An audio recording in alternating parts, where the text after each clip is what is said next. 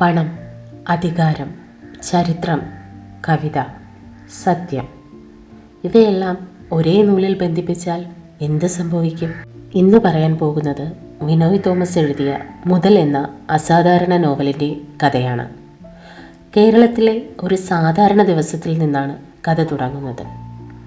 സുധീഷ് നിലാവ് ഒരു കലാകാരൻ, മരത്തിൽ കൊത്തുപണി ചെയ്യുന്ന ആളാണ്. അവൻ്റെ ഗുരുവാകട്ടെ ശ്രീ പൂമരം ഗോപാലനാശാൻ. ഒരു ദിവസം വിരമിച്ച മലയാളം അധ്യാപകനായ വിജയൻ മാഷ് അവനെ തേടിയെത്തുന്നു. കാരണം പാമ്പുകടിയേറ്റ് മരിച്ച തൻ്റെ മകൾ ശൈലശിഖ എഴുതിയ കവിത മരത്തിൽ കൊത്തിവെക്കണം. ആ ചെറിയ ആവശ്യത്തിൽ നിന്നാണ് ഒരു ഭീകരമായ യാത്ര തുടങ്ങുന്നത്. ഇതിൽ ശൈലശിഖയുടെ മരണം സാധാരണ മരണമില്ലെന്ന് സുധീഷിന് തോന്നുന്നു. അവൾ എന്തോ അന്വേഷിച്ചിരുന്നു, പണത്തേക്കാൾ വലുതായ എന്തോ. വിജയൻ മാഷിൻ്റെ പഴയ ചിട്ടിക്കഥകൾ, നാഗൻ പയസ് എന്ന ദുരൂഹ മനുഷ്യൻ, പണം കൂട്ടിയവർ, പണം നഷ്ടപ്പെട്ടവർ, മനുഷ്യർ ജീവിതം മുഴുവൻ ഓടുന്നത് എന്തിനാണെന്ന് ചോദിക്കുന്ന കഥകൾ. കഥ പിന്നീട് എത്തുന്നത് ബിറ്റ്കോയിൻ വരെയും. പക്ഷേ എഴുത്തുകാരൻ ചോദിക്കുന്ന ചോദ്യം ഒന്ന് മാത്രം: മനുഷ്യൻ പണം സമ്പാദിക്കുകയാണോ, അല്ലെങ്കിൽ പണം മനുഷ്യനെ വിഴുങ്ങുകയാണോ? മഹാത്മാഗാന്ധി, ജവഹർലാൽ നെഹ്റു, മാർത്താണ്ഡവർമ്മ എല്ലാവരും ഇവിടെ വരുന്നു.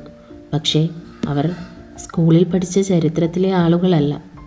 കാരണം ഈ നോവൽ പറയുന്നത് ചരിത്രവും ഒരാളുടെ കഥ മാത്രമെന്നാണ്.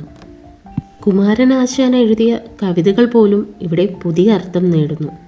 സാഹിത്യം ആത്മീയതയാണോ? അല്ല, ചിലർക്കത് മുതലുണ്ടാക്കാനുള്ള വഴിയാണ്.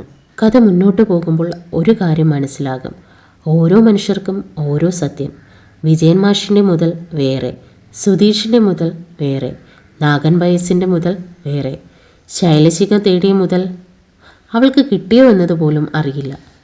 അവസാനം ഈ നോവൽ നമ്മോട് ചോദിക്കുന്നത്: ജീവിതം മുഴുവൻ നമ്മൾ ഓടുന്നതെന്തിനാ?